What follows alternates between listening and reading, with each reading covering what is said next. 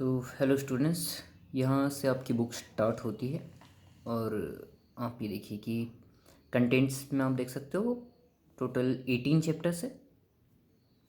First chapter आज हम read करने वाले हैं, लेकिन उसके पहले दो तीन इम्पोर्टेंट चीज़ हम देखेंगे कि हमारे बुक में क्या क्या है जो हमको इस साल समझना है। की टू फोनेटिक सिम्बल्स। तो फोनेटिक सिंबल ये आपके लिए बिल्कुल एक नई चीज़ हो सकती है, इसलिए इसको नाइन्थ में ही क्योंकि इंट्रोड्यूस हुआ है ये। देखिए क्या होता है कि कोई भी जो वर्ड होता है और उस वर्ड को किस तरह से प्रोनाउंस करना है, इसकी जो टेक्निक होती है वो टेक्निक का कुछ कोड होते हैं। तो ये जो दिए हुए हैं ये सारे वो कोड है। तो उसको किस तरह से लिखा जाए, जैसे ये जो फर्स्ट जो कोड दिया हुआ है इसका फोनेटिक कोड, ये जैसे सीट वर्ड में ई का साउंड थोड़ा सा लंबा होता है, तो उसके लिए इस तरह से आई और उसके बाद ये कॉलन बनाया जाता है और ये दोनों को ही इस तरह से मतलब स्लैश लगा करके पैक होता है। तो फोनेटिक ट्रांसक्रिप्शन किसी भी वर्ड का करने के लिए एक ज़रूरी है कि वो स्लैश में पैक हो। तो इसको हम डिटेल में बाद में समझेंगे जब फोनेटिक्स की स्टडी करेंगे। अभी हम देखते हैं हमारा जो फर्स्ट चैप्टर है, भारत आ लैंड। तो इसको स्टार्ट करने के पहले हम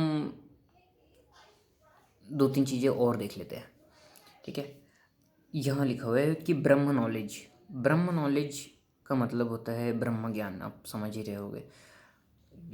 लिखा हुआ है कि नॉलेज और experience of Brahman the supreme reality according to Hindu philosophy.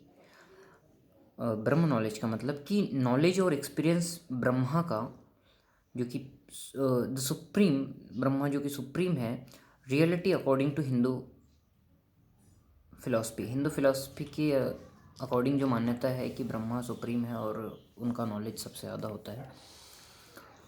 Glossary हम पहले देखें कि क्योंकि ताकि वह हमको चैप्टर पढ़ने में ना इजी हो जाए, तो पहले हम देखते हैं जेनरस।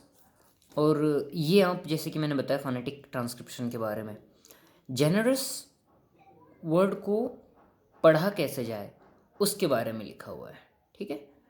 तो यहाँ से आप सब कुछ सीखेंगे कि अगर आप किसी वर्ड को अभी तक के गलत तरीके से प्रोनाउंस कर रहे थे, लेकिन यहाँ से आप ये सीखेंगे कि उसको सही तरीके से प्रोनाउंस कैसे करना है। जेनरस, अब इसको हम देखेंगे। ये हुआ ज और ये ई देता है ए का साउंड जे। एन के बाद में ये होता है उल्टा ई जो बनता है, ये होता है आर और फिर से वही और स। तो इसको हम पढ़ेंगे जे न रस। ये होगा जेनरस, जेनरस, ठीक है। इसका मतलब होता है काइंड। इसको सभी को पढ़ना मैं आपको बाद में सिखाऊंगा, ठीक है। अभी हम इसके वर्ड्स की मीनिंग समझ लेते हैं। जेनरस मतलब काइंड। स्क्रिप्चर्स मतलब the holy books of a particular region. Pules better than all others of its kind। तो आप समझ रहे हो, पिल्स मतलब कि better than all others of its kind, इसी की तरह के जितने भी है उन सब से बेहतर। स्क्रिप्चर्स आप समझ ही गए हो। अगला वर्ड है गैलेंट। गैलेंट मीन्स ब्रेव, मतलब बहादुर। अगला वर्ड पढ़िए सैंक्टिफाई। इसका मतलब होता है टू मेक समथिंग हॉली। अब किसी भी चीज़ को हॉली बनाना, वो उसका होता है सैंक्टिफाई करना, मतलब सैंक्टिफिकेशन उसका करना। अगला वर्ड है डिवाइनिस्ट। यहाँ से पढ़ रहा हूँ क्योंकि यहाँ से इसको हो सकता आप लोग गलत पढ़ लो, डिविनिस्ट पढ़ लो या कुछ पढ़ लो, लेकिन यहाँ से कंफर्म होता है हमको कि इसको हमको पढ़ना क्या है। डिवाइनिस्ट, डिवाइनिस्ट, वंडरफुल, ब्यूटीफुल। डिवाइनिस्ट का मतलब होता है वंडरफुल या ब्यूटीफुल। अगला वर्ड है ऑस्पिशियस, इसका मतलब होता है प्रॉमिसिंग गुड फॉर्च्यून। ऑस्पिशियस मतलब कि ऐसा जो कि अच्छी किस्मत या अच्छा नसीब देने वाला।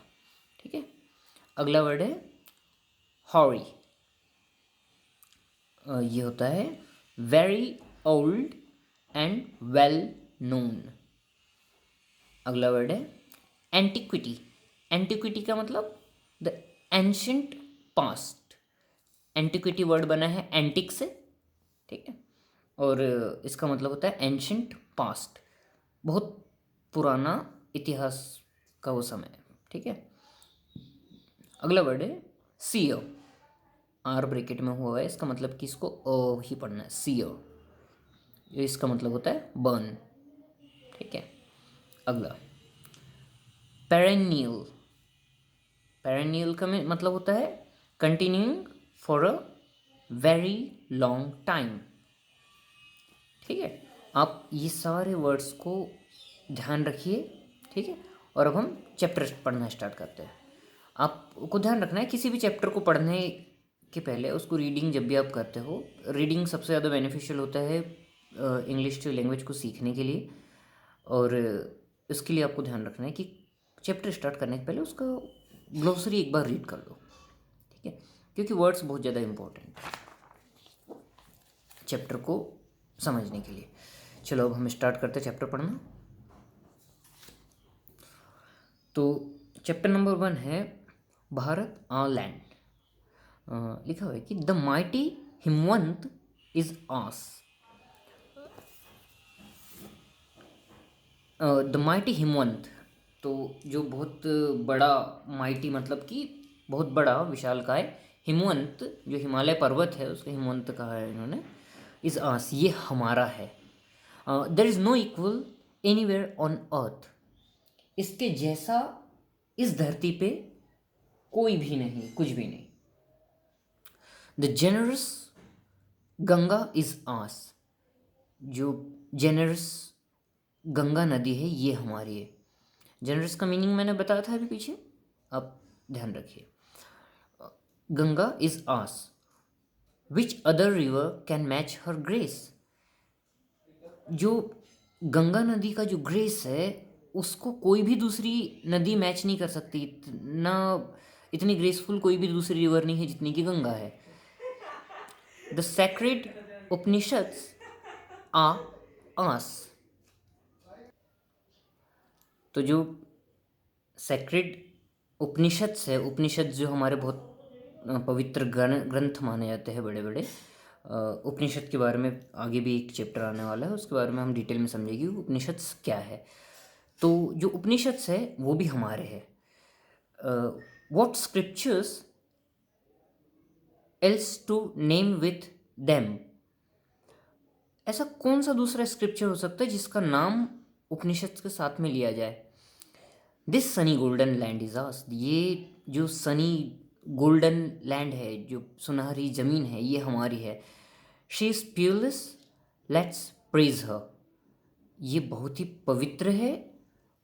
और let's praise her, let's praise her का मतलब होता है कि इसकी लाइक इसका हम शुक्रिया अदा करें,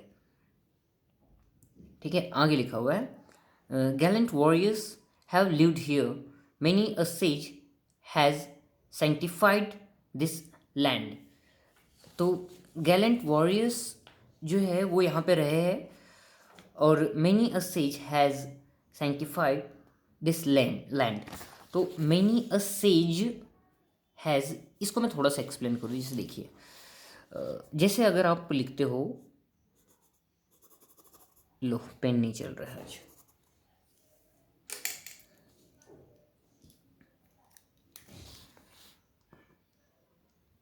मैनी बॉयज आर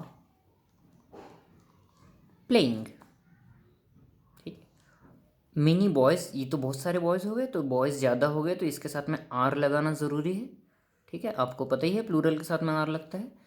लेकिन इसको लिखने का एक और तरीका हो सकता है, वो एक और तरीका क्या है, मैनी अ बॉय इज़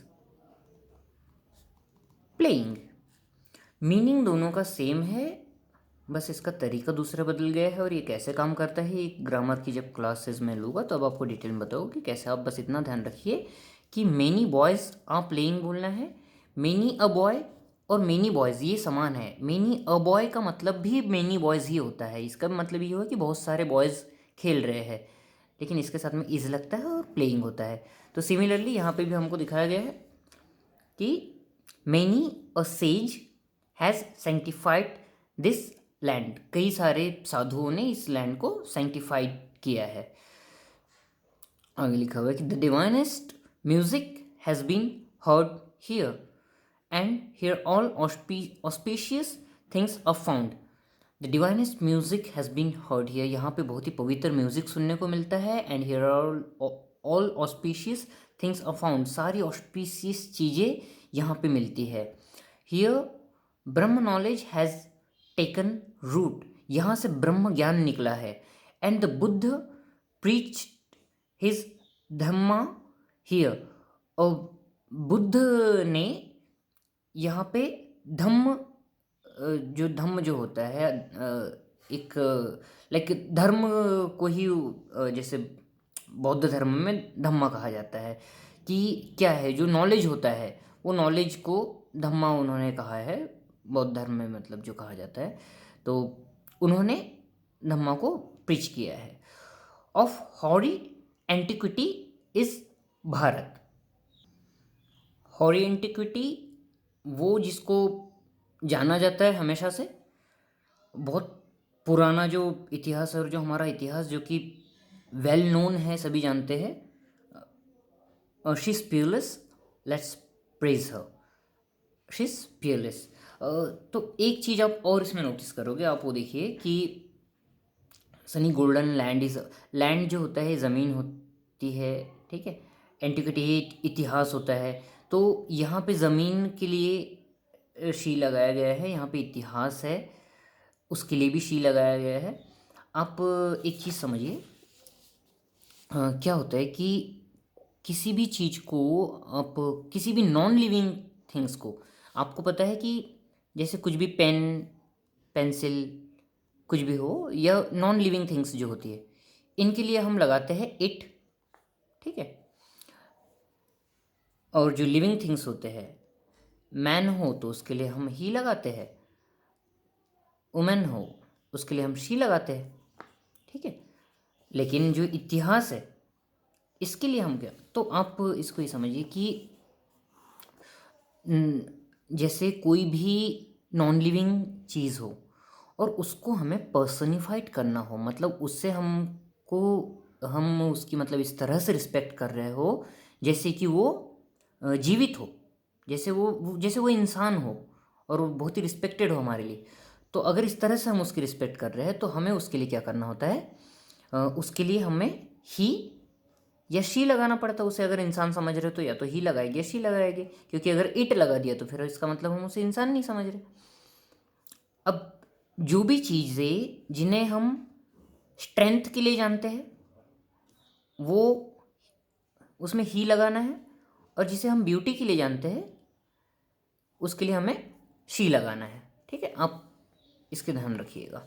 तो ब्यूटी के लिए या ग्रेस के लिए, या जैसे जैसे सन है, सन को अगर हमें करना है पर्सनिफाइड तो हम सन को के साथ में ही लगाएंगे। अगर मून को पर्सनिफाइड करना है तो मून के साथ में हम शी लगाएंगे, क्योंकि हिंदी में ज़रूर मून जो है वो चंदा मामा होता है, लेकिन इंग्लिश में वो उसे हम शी कहते हैं। चलिए आगे बढ़ते हैं। Danger shall not scare us any longer. और समझिए, डेंजर के साथ में यहाँ पे इन्होंने लिखा हुआ है शैल, तो इसका मतलब होता है किसी फर्म डिटर्मिनेशन के, डिटर्मिने क्या बोलते हैं उसे, डिटर्मिनेशन, हाँ डिटर्मिनेशन, फर्म डिटर्मिनेशन के साथ में अगर कोई चीज़ को कहा जाए तो वो क्या होता है, उसमें उल्टा हो जाता थोड़ा, है ना। शी के साथ में, ही के साथ में भी शैल लग जाता है। डेंजर जो कि सिंगुलर है उसके साथ में भी शैल लग जाएगा, विल नहीं लगेगा। आइए देखते हैं। Shall not scare us any longer, खतरे ने हमें और ज़्यादा बिल्कुल कभी नहीं डराना चाहिए, खतरे से हम बिल्कुल कभी ना डरे। And poverty shall not sear our souls, और पॉवर्टी जो गरीबी होता है, गरीबी हमें हमारे आत्मा को अब और नहीं जला सकती। Self interest shan't drive us to meanness, self interest shan't, shan't आप देख लीजिए, जैसे आपको पता है विल नॉट का जो कॉन्ट्रैक्शन होता है वो होता है वोंट, ठीक ठीक इसी तरह से शैल नॉट का कॉन्ट्रैक्शन होता है वो होता है shan't. Self interest shan't drivers to meanness, खुद खुद के लिए जो सेल्फ इंटरेस्ट जो होता है, खुद के लिए सब कुछ करने की इच्छा जो होता है वो, उससे हम बहुत ही ज़्यादा मतलबी न बन जाए। And cowardly indifference shall cease forever, और बहुत ही कायरता भरे जो इंडिफरेंस होते हैं वो भिन्नताएं जो होती है, शैल सीज फॉर एवर, ये हमेशा के लिए ख़त्म हो जाना चाहिए।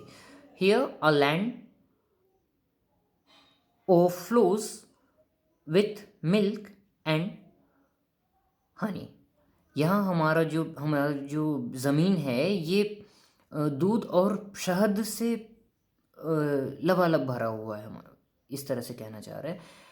And perennial is the supply of fruit and corn, और बहुत ही लंबे टाइम से फ्रूट और कॉर्न की सप्लाई यहाँ पे चल रही है।